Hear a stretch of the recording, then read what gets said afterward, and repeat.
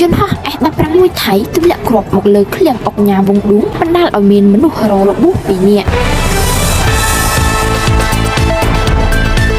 នៃកងកម្លាំងយោធាថៃបន្តឈ្លានពានមកលើដែនដីអធិបតេយ្យកម្ពុជានៅព្រឹកថ្ងៃទី18ខែធ្នូនេះដោយបានប្រើនៅយន្តហោះចម្បាំង S16 ទម្លាក់គ្រាប់បែក3គ្រាប់មកលើឃ្លាំងមួយកន្លែងនៅក្រុងប៉ោយប៉ែតដែលជាកម្មសិទ្ធិរបស់លោកអុកញ៉ាវងឌូបណ្ដាលឲ្យមានការខូចខាតសម្ភារៈនិងមានមនុស្សរបួសស្រាល2នាក់នេះបើយោងតាមអ្នកនាំពាក្យរងក្រសួងមហាផ្ទៃលោកតូចសុខៈអ្នកនាំពាក្យរងក្រសួងមហាផ្ទៃបានឲ្យដឹងនៅរសៀលថ្ងៃប្រហ័សនេះថានាព្រឹកថ្ងៃទី18ខែធ្នូឆ្នាំ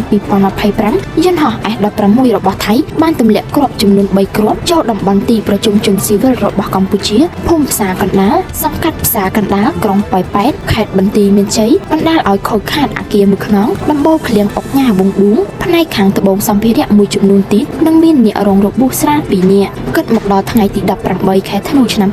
2025ដែលជាថ្ងៃទី12ហើយភាគីថៃនៅតែបន្តរំលោភបំពានលើបទឆុកបាញ់និងសេចក្តីថ្លែងការណ៍រួមស្តីពីកិច្ចព្រមព្រៀងសន្តិភាពរវាងកម្ពុជានិងថៃដែលភាគីកម្ពុជានិងថៃបានចុះហត្ថលេខាកាលពីថ្ងៃទី26ខែតុលាឆ្នាំ2025នេះនៅថ្ងៃទី18ខែធ្នូយោធាថៃបានប្រើប្រាស់យន្តហោះចម្បាំង F16 ទម្លាក់គ្រាប់បែកនៅក្នុងភូមិសាស្ត្រភ្នំខ្មោចនាវេលាម៉ោង 9:51 នាទីនិងម៉ោង 17 នាទីយោធាថៃបានប្រើប្រាស់យន្តហោះចម្បាំង S16 ទម្លាក់គ្រាប់បែកក្នុងភូមិសាស្ត្រវាលស្បែកខេត្តព្រះវិហារ